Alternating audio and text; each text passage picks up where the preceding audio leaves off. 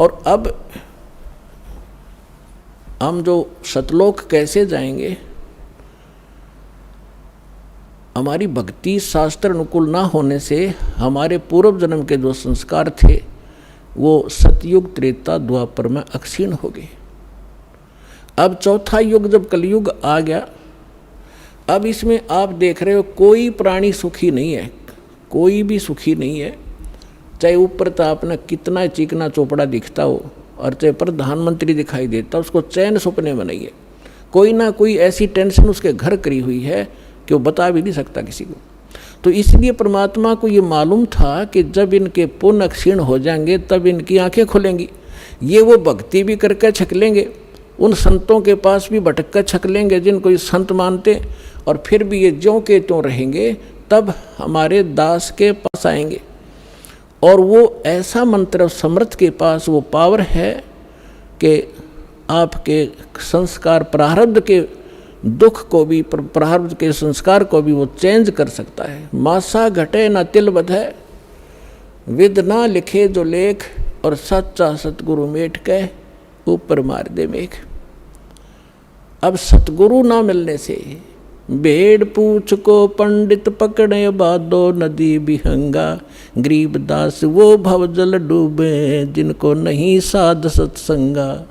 कबीर इस संसार को समझाऊं के बारे, ये पूछ पकड़ के भेड़ की और उतरा चावे पारे। साधना तो नकली कर रहे हैं और इंतजार कर रहे हैं सुख होने की और मोक्ष की। कहते हैं संशय शोक सराय में सुतक दिन राती, और जीवत जग में जूती पड़े फिर जम तोड़े छाती। सत्साधना ना करने से हमेशा आपके संशय और शोक, ये दुख सदा बने रहेंगे, और जीवित जग में जूती पड़े यहाँ नरे कष्ट भोगोगे, और फिर जम तोड़े छाती। यम के दूत आगे फिर बहुत दुखी करेंगे जो सत साधना नहीं कर रहे। तो यहाँ क्या बताते हैं परमात्मा, फिर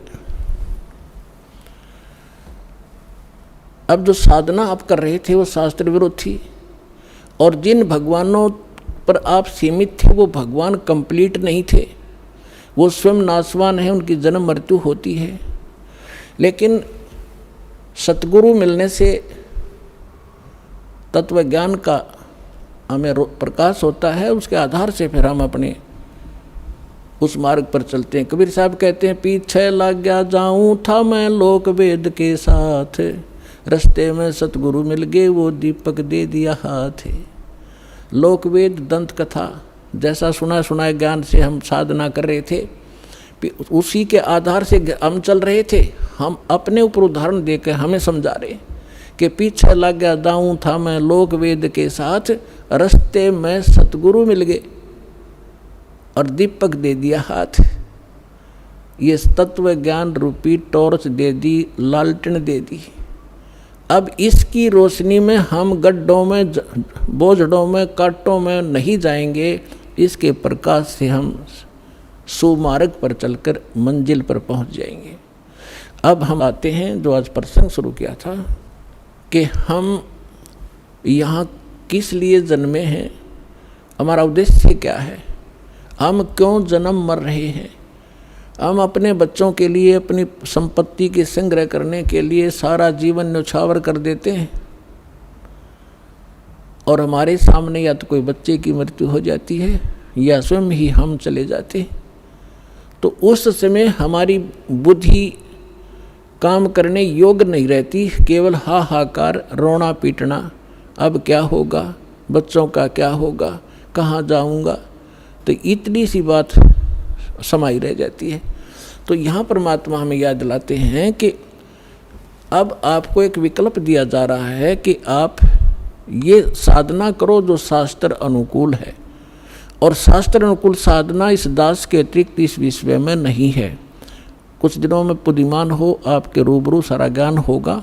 उन महापुरुषों का भी दास दिखाता है, साथ के साथ ये मंत्र बताते हैं, ये मंत्र बताते हैं, ये ज्ञान सुनाते हैं, और ये वास्तविक ज्ञान है, ये वास्तविक मंत्र हैं, ये हमारे सद्ग्रंथ प्रमाणित करते हैं। और ये उन्हीं महापुरुषों ने इन मंत्रों का जाप किया जिनको आप मोक्ष प्राप्त मानते हैं, उनके इतिहास से आपके रूबरू किया जाता है, जिससे एक इस उलझे हुए गुत्थी को समझाने के लिए एक पॉइंट के ऊपर ढेर सारे प्रमाण आपको दिखाने पड़ते हैं।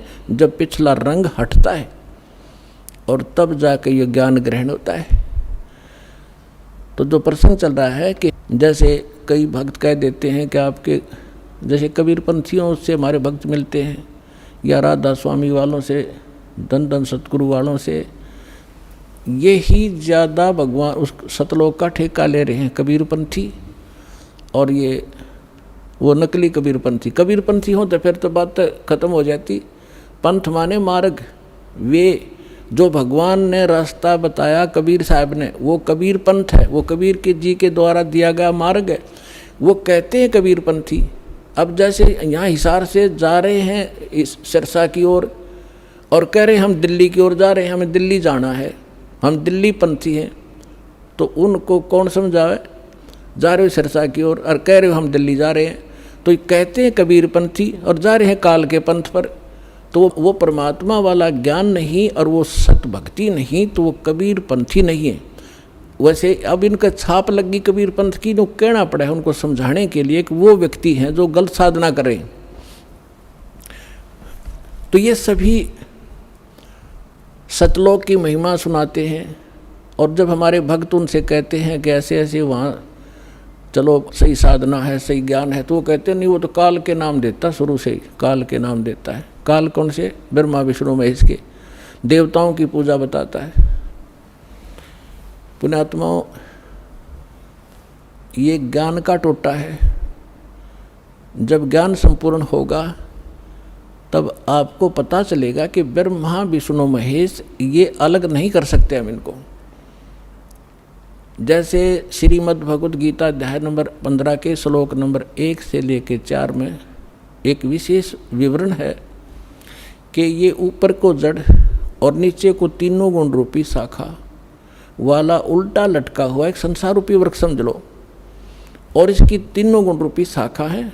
इतना गीता ज्ञानदाता केवल इतना नॉलेज रखता है कि ऊपर ने तो जड़ समझो, और जड़ वो दृढ़ है, वो अविनाशी पोर्शन है जो मूल है इस संसार रूपी वृक्ष का, और उस मूल मालिक है जो जड़ है, सभी का धारण पोषण भी वही करता है, क्योंकि पूरे वृक्ष को, पेड़ को जड़ से ही आहार प्राप्त होता है, खुराक मिलती है। गीता अध्याय नंबर 15 के श्लोक नंबर 16 और 17 में 3 पुरुष बताए, सरपुरुष, अक्षर पुरुष, और 17वें श्लोक में कहा कि उत्तम पुरुष है तो अन्य, सरपुरुष और अक्षर पुरुष से कोई और है उत्तम पुरुष, श्रेष्ठ भगवान, और वही तीनों लोकों में प्रवेश करके सबका धारण पोषण करता है।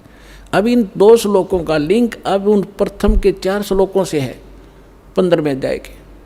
तो इसमें बताया कि उल्टा लटका एक संसार रूपी वृक्ष है, और जो तत्वदर्शी संत की पहचान बताई है कि जो इस संसार रूपी वृक्ष के सभी विभागों को भिन्न भिन्न बता देगा, स वेदवित, वो तत्वदर्शी संत है।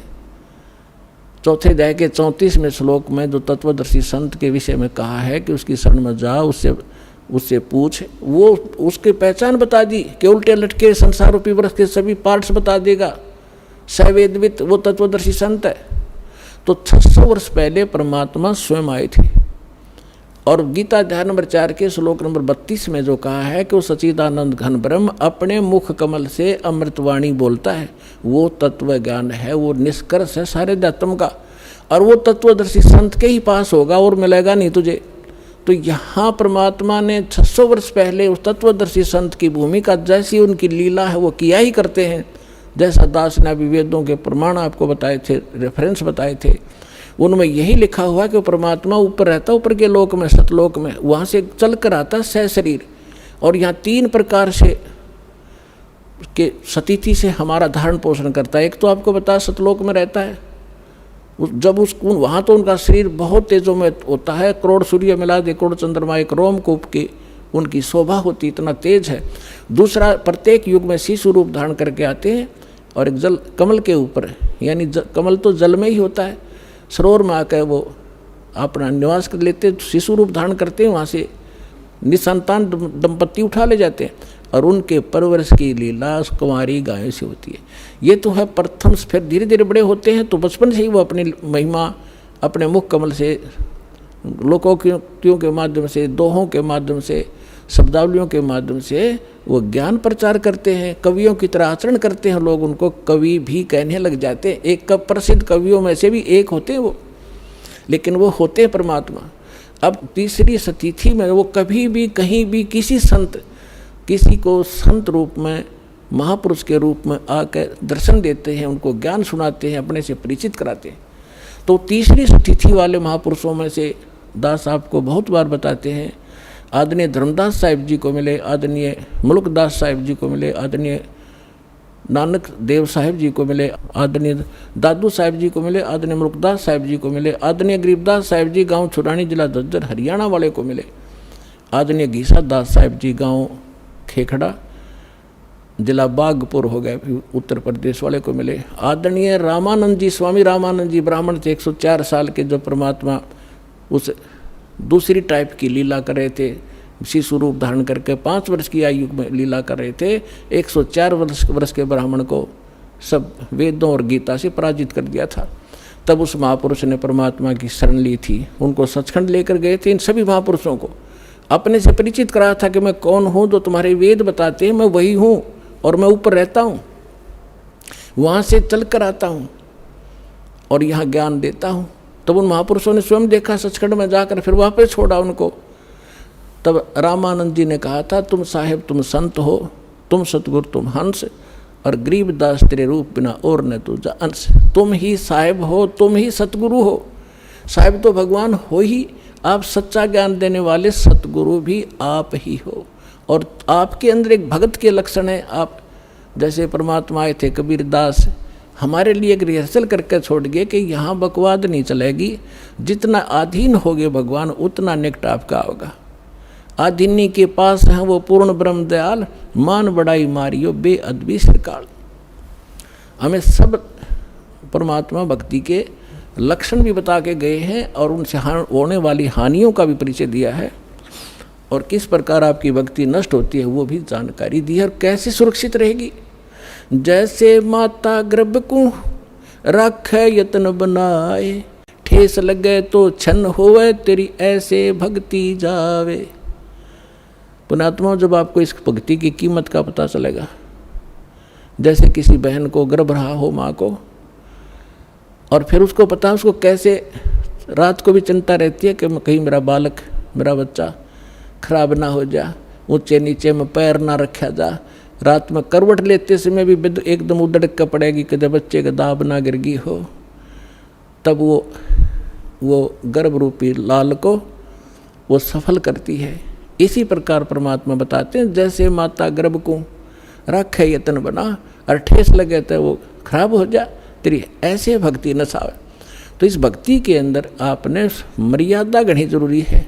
अब परमात्मा ने आपको सद्भक्ति भी मिल गई, दास भी मिल गया, आपके अंदर भक्ति प्रवेश भी कर दी। अब उस लाल को आपने सुरक्षित रखना पड़ेगा। जरा सी लापरवाही में वो बात भक्तिहीन हो जाओगे, फिर वहीं की वहीं फिर स्टार्ट होगी नए सिरे से। तो इससे इतना डर के इस भक्ति को सफल करो।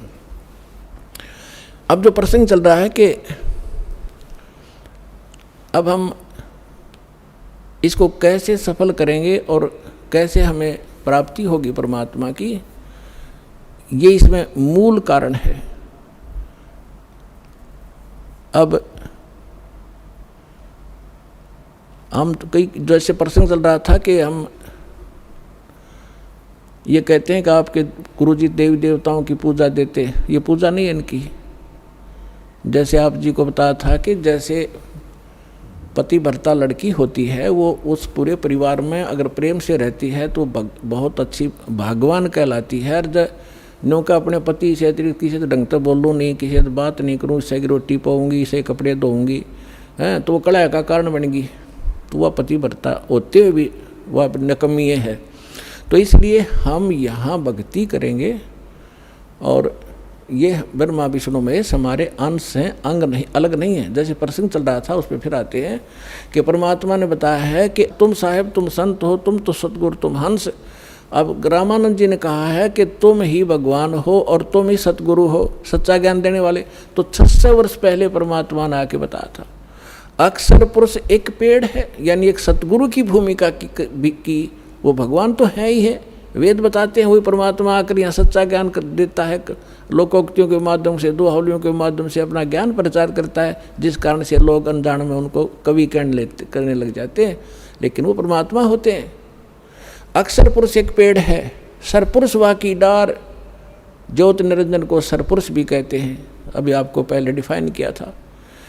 और तीनों देवा शाखा हैं भाई पाते रूप संसारे, उल्टे लटके हुए संसार रूपी वृक्ष जो जमीन से बाहर दिखाई देता है, उसको डिफाइन किया परमेश्वर ने कि अक्षर पुरुष तना, अक्षर पुरुष तना, उससे एक मोटी डार निकली है ज्योत निरंजन, यह सरपुरुष समझो। उस मोटी डार का फिर 3 शाखा है, रजगुण ब्रह्मा, सतगुण विष्णु, तमगुण शिव जी।